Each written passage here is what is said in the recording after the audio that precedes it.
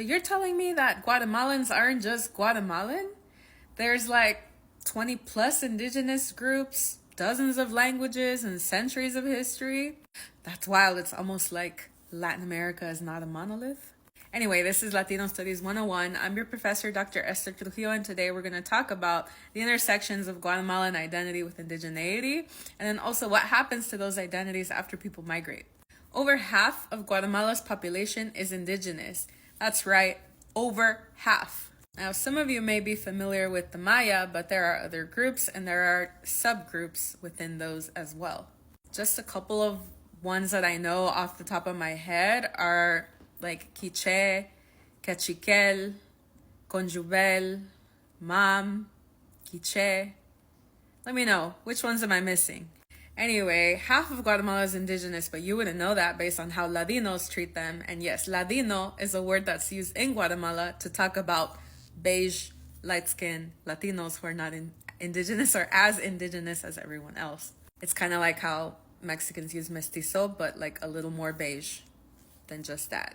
Now, indigenous migrant identities complicate the story that we typically hear or understand about migration. Now, just imagine you show up to a U.S. immigration court and you don't speak Spanish, you need an interpreter. But there's no one around who speaks Quiche. A lot of Guatemalans began immigrating to the U.S. during the 1980s, particularly due to those civil wars taking place in Latin America. Again, the U.S. having its sticky little fingers in places where it shouldn't be. Have you watched enough of my videos yet where I say that? Because it's a common theme. American foreign policy strikes again. Now, indigenous Guatemalan communities are scattered in different parts of the United States, but have a huge presence in Los Angeles, Washington, D.C., and other places, including Chicago, where I live. But many of these migrants face double erasure. They are erased due to being immigrants, and also erased due to being indigenous among Latino groups. For a deeper dive into some of these complexities, I highly recommend that you pick up this book. This is U.S. Central Americans Reconstructing Memories, Struggles, and Communities of Resistance, edited by Karina Alvarado and Alicia Juan Estrada and Esther Hernandez.